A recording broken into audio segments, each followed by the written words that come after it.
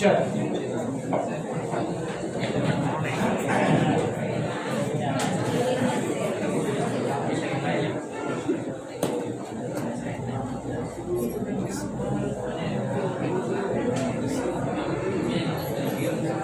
કાલે આપણે આખો નર પ્રજનન માર્ગ સમજ્યા અને થોડી ઘણી માહિતી અંદર ઓછી આપેલી છે ટેક્સ્ટ બુક ની અંદર, બરોબર.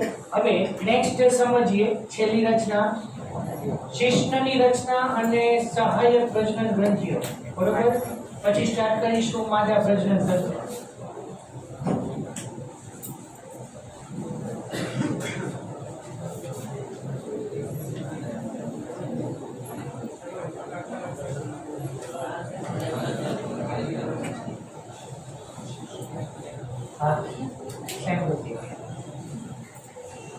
શિશ્ન એક નળાકાર અંગ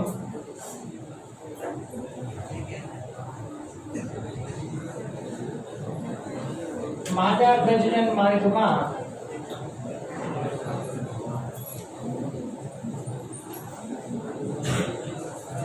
શુક્રકોષો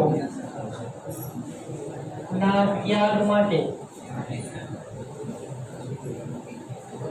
જરૂરી પ્રજનન અંગ. શિશ્ન એક નળાકાર રચના કે જેની અંદર ઉત્થાન પેશીઓ આવેલી છે અને શિશ્ન દ્વારા શુક્રકોષોને માદા પ્રજનન માર્ગમાં દાખલ કરવામાં આવે, બરાબર. આની અંદર ઉત્થાન પેશીઓ આવેલી હોય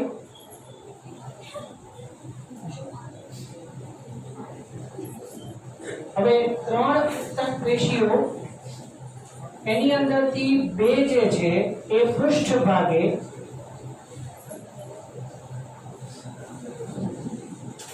અને એક જે છે એ વક્ષ ભાગે.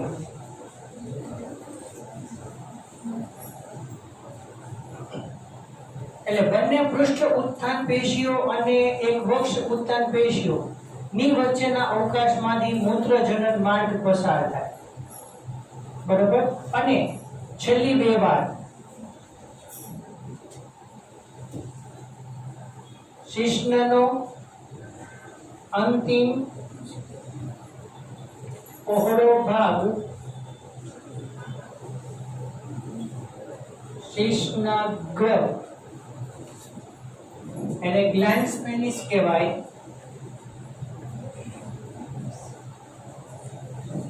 બરાબર. અને ત્યાં શિથિલ ત્વચા આવેલી છે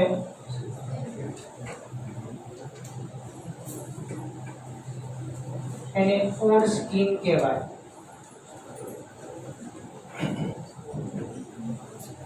બરાબર. શિશ્નનો છેડાનો પહોળો ભાગ એને કહેવાય શિશ્નાગ્ર. અને તમે ઓલું ફ્રેન્યુલમ શબ્દ સાંભળ્યું છે? ફ્રેન્યુલમ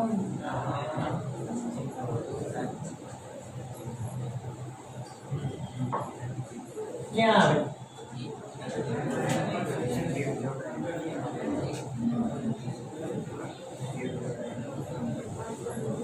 સાંભળ્યું? જીભમાં આવે. જીભ નીચલા જડબાની સાથે ફ્રેન્યુલમ દ્વારા જોડાય અને આપણે બંને હોઠ જે છે એ પણ જડબા સાથે ફ્રેન્યુલમ દ્વારા જોડાયેલા. એવી રીતે શિશ્નની અંદર પણ જે શિથિલ ત્વચા છે એ પણ શિશ્નાગ્ર સાથે ફ્રેન્યુલમ દ્વારા જોડાયેલી છે. એટલે બે માર્કનો પ્રશ્ન, શિશ્નની રચના સમજાવો, લગભગ 3-4 લીટી છે એ તમારે લખવાની થાય. હા, બસ 2-3 લીટીથી વધારે નહીં હોય. પાછળ પહોંચ્યા હો આપણે. હા,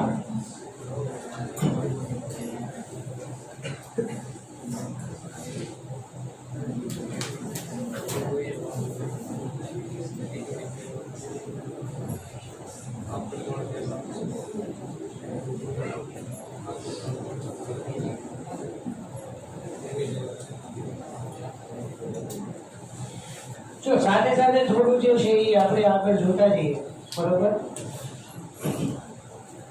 સહાયક પ્રજનન ગ્રંથિઓમાં કઈ કઈ લીધી?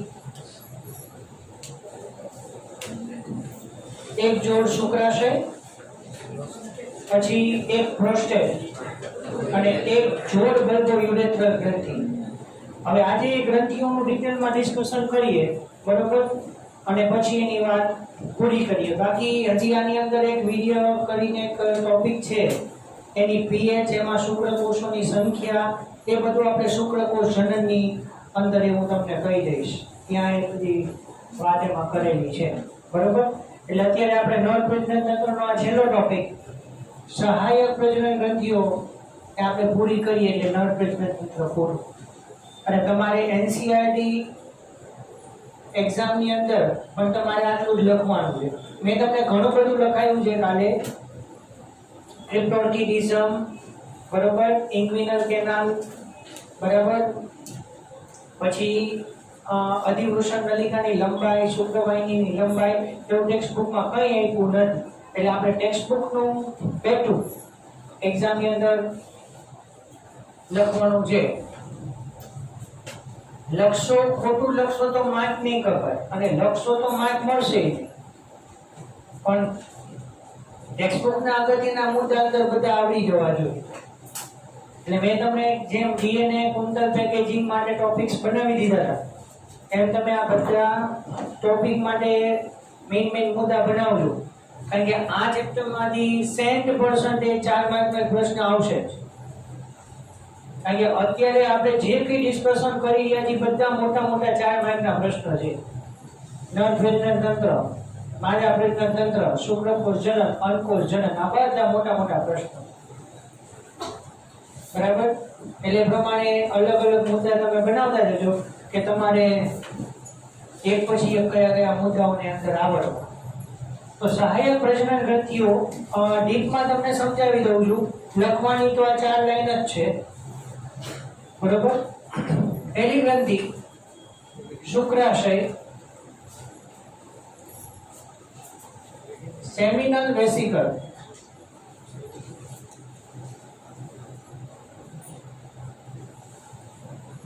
એનું ડિટેલમાં વર્ણન જોઈએ.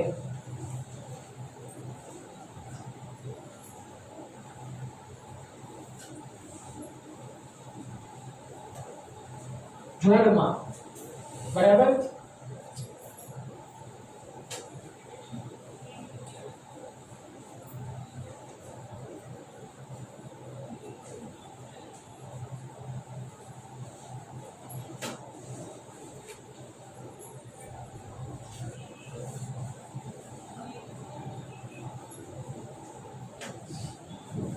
હજી આ કોઈ મુદ્દા અગત્યના નથી. આપણે યાદ કરો, શુક્રાશય એટલે સેમિનલ વેસિકલ. હું ઇંગ્લિશમાં થોડા શબ્દો એટલા માટે આપું છું, બરાબર, કારણ કે કાલનું યાદ કરી તો બંને શુક્રવાહિનીઓ બંને શુક્રાશયની નલિકાઓ સાથે ભેગી મળી અને સ્ખલન નલિકા બનાવે છે, બરોબર. એટલે મૂત્રાશયની નીચેના ભાગમાં આ રીતે શુક્રાશય આવેલું છે. હવે સૌથી અગત્યનો મુદ્દો આ,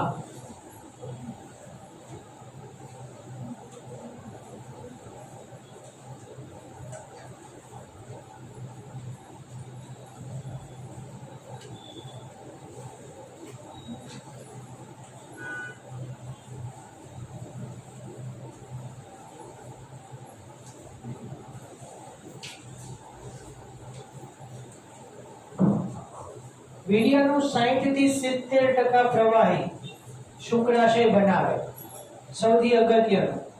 અને શુક્રાશયનો જે સ્ત્રાવ છે તેનો સ્ત્રાવ ફ્રુક્ટોઝ, વિટામિન સી, કેલ્શિયમ જેવા ઘટકો ધરાવે છે, જે શુક્રકોષોને પોષણ પૂરું પાડે છે. કન્ફ્યુઝ થઈ ગયા હશો? સર, કાલે તો તમે કીધું હતું કે સર્ટોરી કોષો શુક્રકોષોને પોષણ આપે. હવે આના દ્વારા પોષણ આપવાની પાછી જરૂરિયાત શું કામ આવી? તો સર્ટોરી કોષો ક્યાં હતા? શુક્રપિંડમાં. શુક્રકોષોને બનાવવા માટે અને શુક્રકોષને બનવા માટે એને અપરિપક્વ અવસ્થા સુધી પહોંચવા માટે પોષણની જરૂર પડે. ત્યાં સર્ટોલી કોષો એને મદદ કરે છે. પણ હવે શુક્રકોષો શુક્રપિંડમાંથી બહાર આવી ગયા છે. હવે એને પોષણ આપવાની જરૂર છે જેથી કરીને શુક્રકોષોની પ્રજનન ક્ષમતા, એની ઉત્તરજીવિતતા એટલે કે એનું આયુષ્ય, એની ગતિવિધિ, એની ક્રિયાશીલતા એ બધું બરોબર જળવાઈ રહે તો જે પ્રજનન કરવા માટે, ફલન કરવા માટે સક્ષમ બનશે. ને કાલે મેં તમને એટલા માટે કીધેલું કે શુક્રકોષો અને અંડકોષો સુધી, અંડકોષ સુધી પહોંચવા માટે ઘણા બધા જુદા જુદા માધ્યમમાંથી પસાર થવું પડે છે. એટલે શુક્રકોષો વ્યય થવાની શક્યતા પૂરેપૂરી હોય. એટલે શુક્રકોષો ખૂબ વધારે સંખ્યામાં બને. આપણે હમણાં ગ્રંથિઓ કરે ને પછી આપણે વિડીયોની ડિટેલમાં માહિતી જોઈ લેશું એટલે સાથે સાથે તમને આઈડિયા આવી ગયો. બરોબર? એટલે એ પાછું શુક્રકોષ જનનમાં નથી, અમુક મુદ્દામાં આડાવડા ગોઠવેલા છે. ચલો હવે અચ્છા, એનો સ્ત્રાવ ફ્રુક્ટોઝ, વિટામિન સી અને કેલ્શિયમ જેવા ઘટકો ધરાવે છે. માદા પ્રજનન માર્ગમાં ફ્રુક્ટોઝ ની હાજરી જાતીય સમાગમની નિશાની છે. એટલે રેપ કેસની અંદર, બળાત્કારના કિસ્સાની અંદર ફોરેન્સિક સાયન્સમાં બરાબર માદા પ્રજનન માર્ગની અંદર ફ્રુક્ટોઝ ની હાજરી ચકાસવામાં આવે. બરાબર? એટલે સામાન્ય રીતે પ્રજનનની ક્રિયા ન થઈ હોય તો માદા પ્રજનન માર્ગની અંદર ફ્રુક્ટોઝની હાજરી હોતી નથી.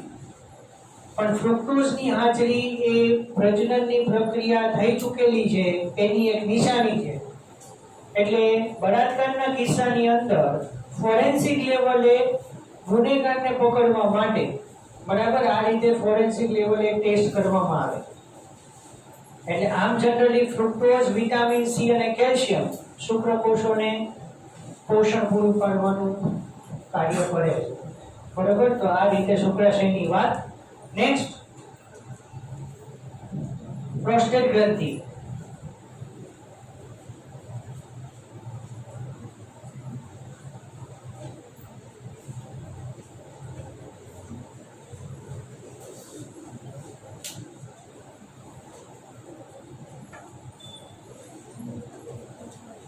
મૂત્રાશયના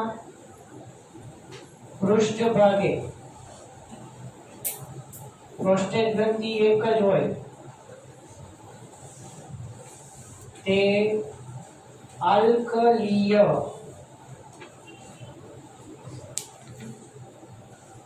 બેઝિક દ્રવ્યોનો સ્ત્રાવ કરે છે.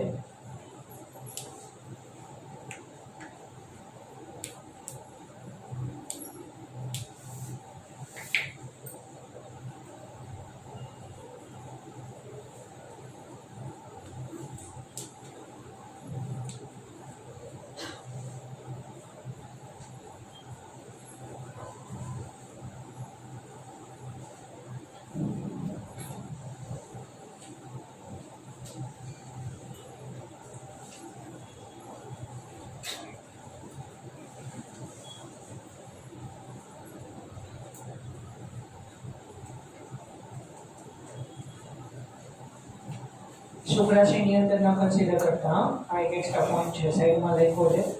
અહીંયા શુક્રાશયની વાત પૂરી થઈ ગઈ. વીર્યની વ્યાખ્યા આપું. શુક્રકોષો અને સહાયક પ્રજનન ગ્રંથિઓ ત્રણે ત્રણ. હજી આપણે બલ્બયુરેથર ગ્રંથિ ભણવાની બાકી છે, પણ અહીંયા પ્રોસ્ટેટ ગ્રંથિનું કાર્ય સમજવા માટે એની પીએચ જાણવી જરૂરી પડે. વીર્ય એટલે શુક્રકોષો અને સહાયક પ્રજનન ગ્રંથિઓ, ત્રણે ત્રણ સહાયક પ્રજનન ગ્રંથિઓનો સ્ત્રાવ ભેગો મળી અને સફેદ ચીકણું પ્રવાહી જે તૈયાર કરે.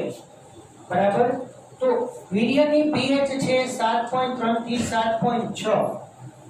એટલે એની પીએચ થઈ ગઈ બેઝિક. યોનિ માર્ગની pH છે 3.5 4 થી 4.5. એટલે યોનિ માર્ગની pH છે એસિડિક. એસિડિક પર્યાવરણની અંદર શુક્રકોષો જીવિત રહી શકતા નથી. એટલે પ્રોસ્ટેટ ગ્રંથિનો આલ્કલીય સ્ત્રાવ એ યોનિ માર્ગની એસિડિક pH ને તટસ્થ કરી શુક્રકોષોને એસિડિક માધ્યમની સામે રક્ષણ આપે. એટલે પ્રોસ્ટેટ ગ્રંથિ નામે શુક્રાશયનું કામ શું થયું? શુક્રકોષોને પોષણ પૂરું પાડવું. જ્યારે પ્રોસ્ટેટ ગ્રંથિનું કાર્ય યોનિ માર્ગની એસિડિક pH ને તટસ્થ કરી બેઝિક પર્યાવરણ આપી અથવા તટસ્થ પર્યાવરણ આપી શુક્રકોષોને એસિડિક પર્યાવરણ સામે રક્ષણ કરવા. અને ત્રીજી બલ્બો યુરેથ્રલ ગ્રંથિ અથવા કાઉપરની ગ્રંથિ.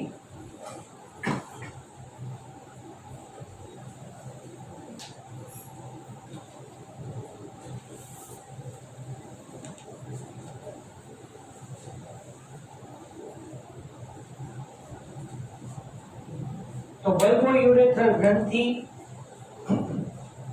પ્રોસ્ટેટ ગ્રંથિની નીચે આવેલી છે.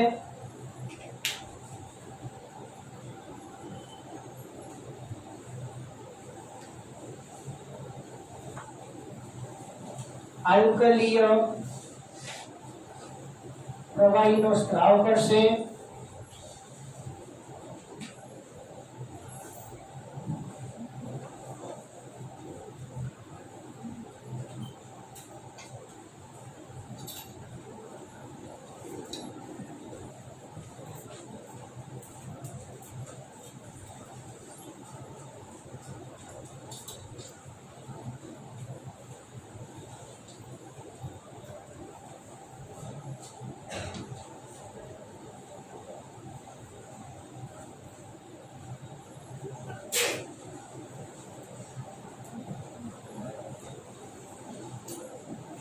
ચલો છેલ્લી વાત કરી દઉં.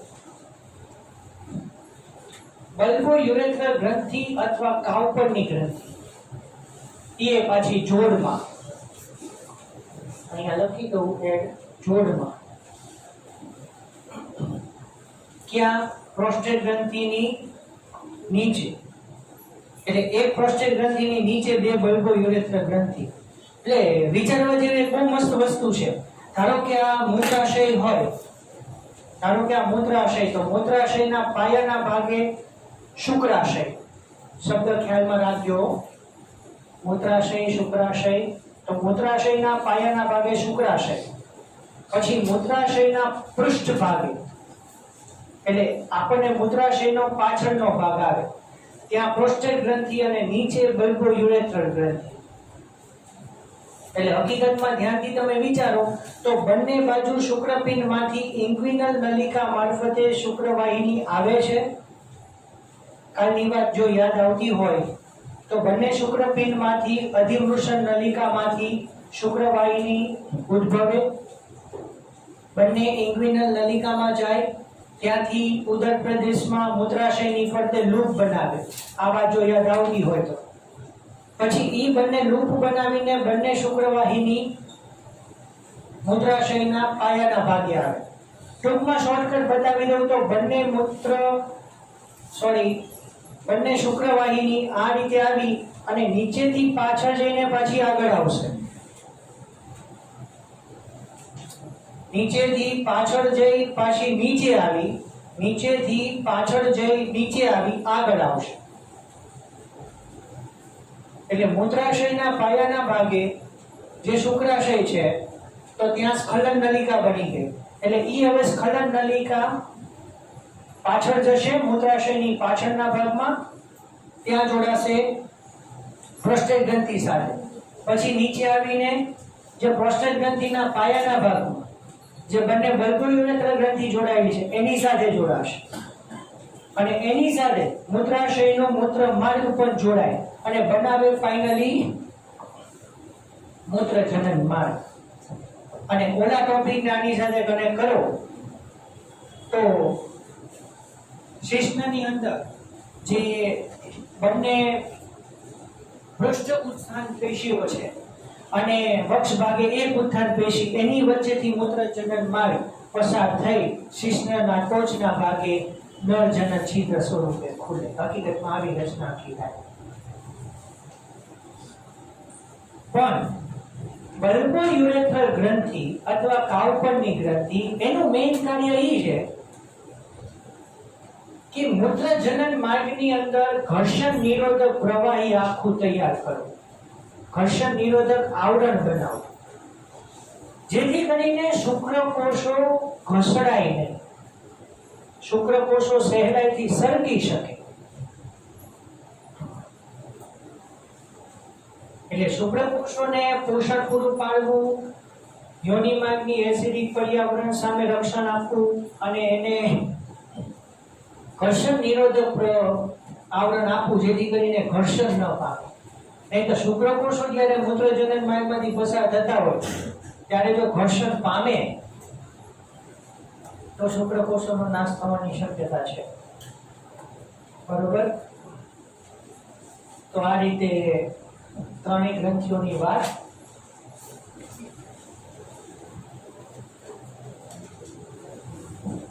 હજી થોડી વાત બાકી છે, લખી લો પછી જોઈએ.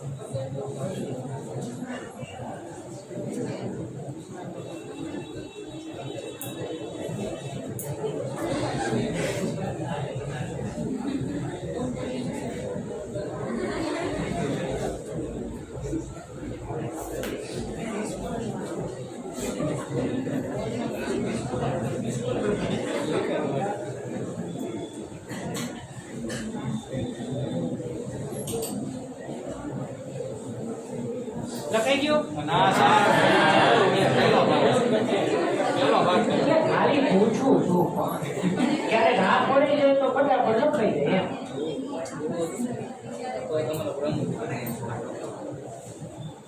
ના, ક્યારેક હું પાછું બોર્ડ ઇરેઝ કરી નાખીશ ફટાફટ. એટલે ભાઈ સ્પીડ વધી જશે.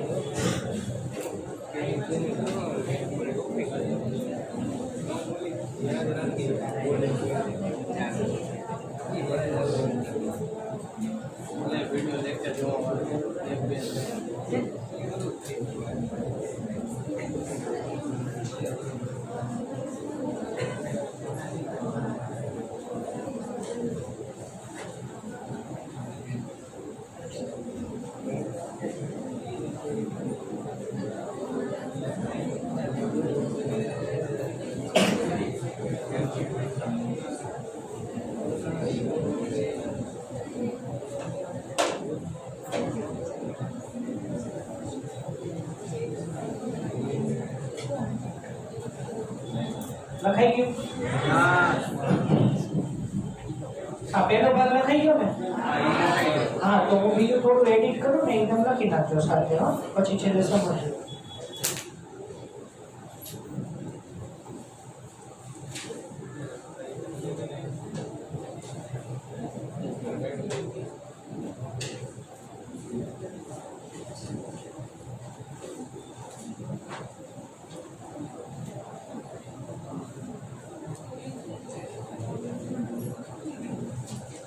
ધીમે ધીમે લખો, સ્પીડમાં,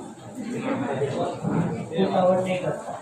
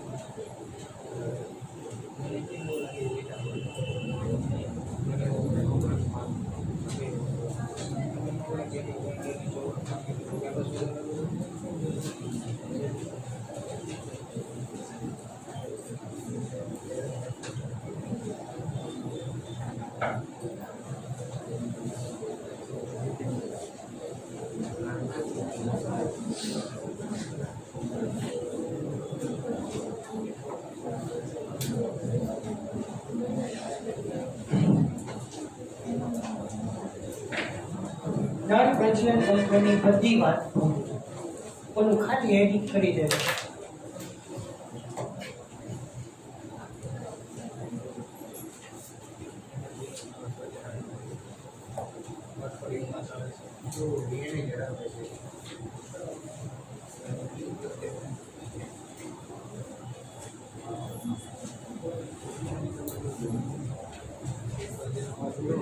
થોડું સ્પીડમાં લખો. પાજા પ્રજનન તંત્રની આકૃતિ દોરવી છે.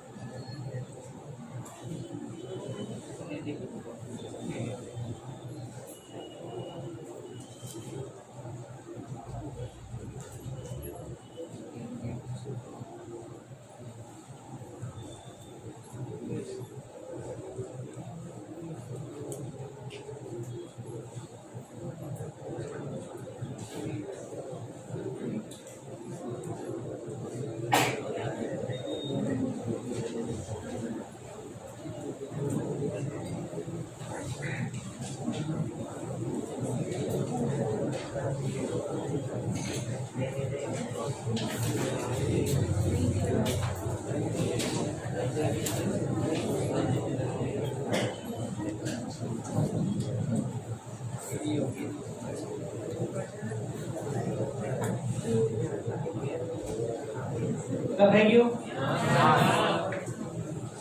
કેટલાને બાકી? લખજો ફટાફટ, ચલો. ખરું ને પૂરું?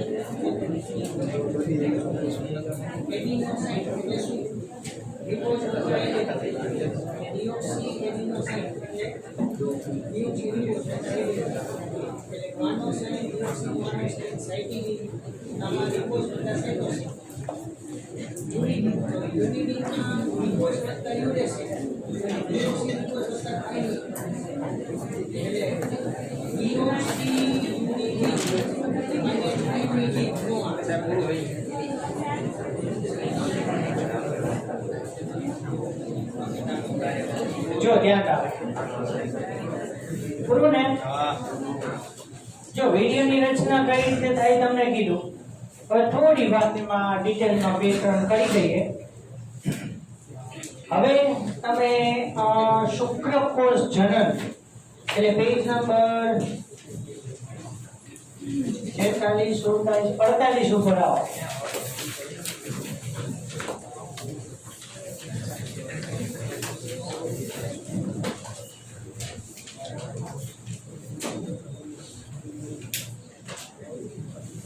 એ આની થોડી અહીંયા વાતો છે, બરોબર. 48 નંબરના પેજ ઉપર તમને શુક્રકોષની આકૃતિ આપેલી છે, એ આપણે દોરશું પછી સમજશું, બરોબર. સહાયક પ્રજનન ગ્રંથિઓ અને શુક્રકોષો ભેગા મળીને વીર્યની રચના કરે. સૌથી અગત્યનો MCQ, દરેક સ્ખલનમાં વીર્યનું કદ 3 થી 4 ml હોય અને આ 3 થી 4 ml વીર્યની અંદર છે લખેલું 200 થી 300 મિલિયન શુક્રકોષોનો ત્યાગ થાય તો એને ફળદ્રુપ નર કહેવાય, એટલે કે પ્રજનનક્ષમ નર કહેવાય. અને હજી એની અંદર પાછી કન્ડિશન એ કેવી આપી છે કે 60% શુક્રકોષો, એટલે આ 200 થી 300 મિલિયન શુક્રકોષોની અંદર 60% શુક્રકોષો સામાન્ય આકાર અને કદ ધરાવતા હોવા જોઈએ અને 40% શુક્રકોષો શક્તિશાળી પ્રચલન ધરાવતા હોવા જોઈએ, ત્યારે એને પ્રજનનક્ષમ શુક્રકોષો તરીકે આપણે ઓળખી શકીએ. પણ ધારો કે કોઈ પણ કારણોસર જો નરની અંદર 10 થી 20 મિલિયન શુક્રકોષો, જો 10 થી 20 મિલિયન શુક્રકોષો નો ત્યાગ થાય તો એને વંધ્ય નર કહેવાય. હા, તમને એમ થાય કે સર 10 થી 20 મિલિયન અને એમાંય વંધ્ય, તો સામાન્ય રીતે 200 થી 300 મિલિયન શુક્રકોષો ત્યાગ થાય છે અને એની અંદર 60% સામાન્ય આકાર અને કદ ધરાવતા હોય, 40% શુક્રકોષો શક્તિશાળી સંકોચન દર્શાવતા હોવા જોઈએ, ત્યારે એમાંથી અમુક શુક્રકોષો અંડકોષ સુધી પહોંચી શકે છે. બાકી ઘણા બધા શુક્રકોષો નાશ પણ પામે. પણ અહીંયા 10 થી 20 મિલિયન શુક્રકોષોની અંદર અંડકોષ સુધી શુક્રકોષ પહોંચવા માટે કંઈ કે વૈધતા ન હોય, કારણ કે અલગ અલગ માધ્યમમાંથી જ્યારે પસાર થાય ત્યારે શુક્રકોષોનો નાશ થતો જતો હોય, ત્યારે એને વંધ્ય નર કહેવાય. એટલે ઓછી સંખ્યામાં શુક્રકોષો ઉત્પન્ન થાય એને વંધ્ય નર કહેવાય. ક્લિયર? તો એ બધું એ પેજ ઉપર છે, જરા એ જોઈ લેજો, બરોબર. ચલો, નર પ્રજનન તંત્ર ફાઇનલી પૂરું. કોઈને કઈ એમાં ડાઉટ તો પૂછો. નર પ્રજનન તંત્રની આકૃતિ આવડશે? નહીં આવડે? સાવ સહેલી આકૃતિ.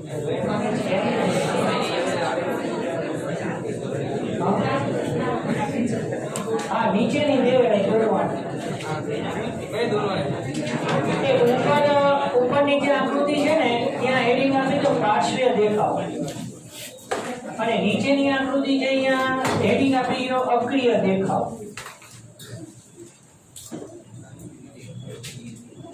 નર તંત્રમાં હો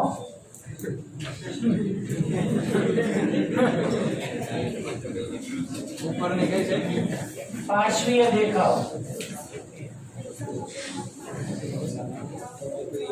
નહીં, એવું નહીં આવે, ખાલી નહીં આવે, ખાલી આકૃતિ ક્યારે નહીં આવે.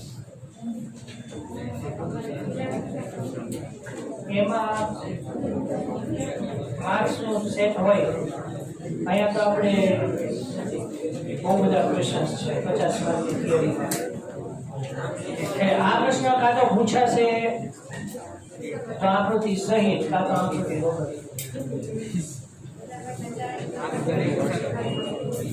જો એવી બ્લુપ્રિન્ટ મેં પહેલા જ ના પાડી.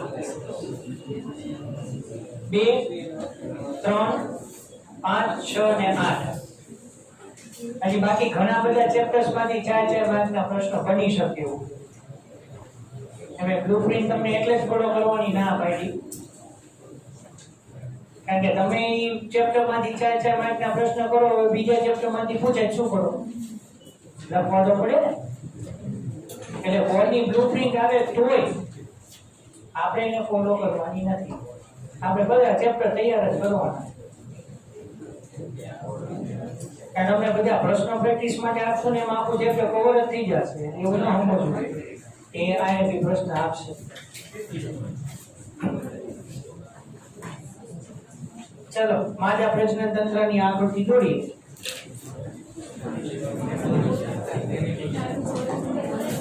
હા, જોડે જોડે દોરો. એમાં પ્રજનન તંત્રની આકૃતિની થોડી જગ્યા જવા દો, પછી માદા પ્રજનન તંત્ર હેડિંગ આપો.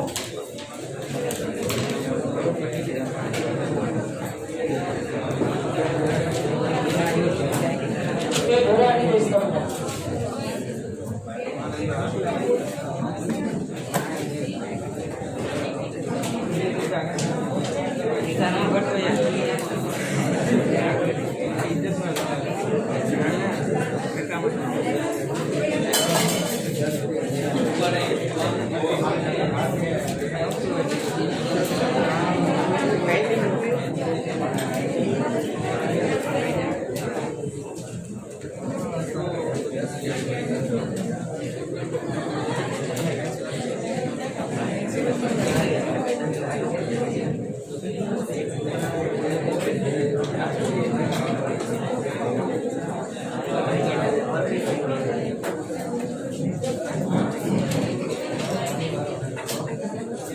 હવે માદા પ્રજનન તંત્રમાં એવું છે, ઉપરની આકૃતિ પાર્શ્વ દેખાવ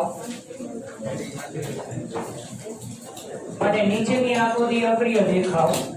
અત્યારે અગ્રીય દેખાવ દોરાવું છું.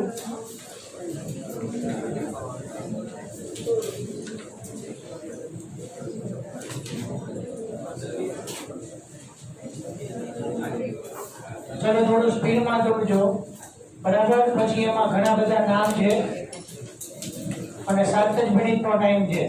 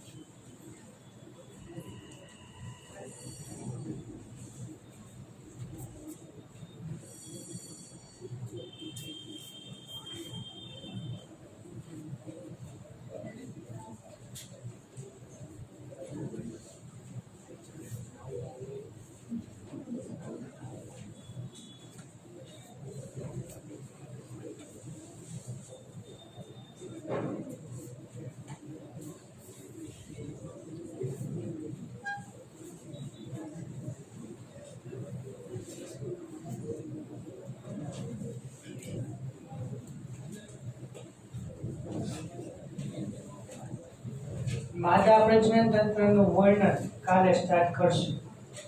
બરોબર, શાંતિથી નામ લખી લો.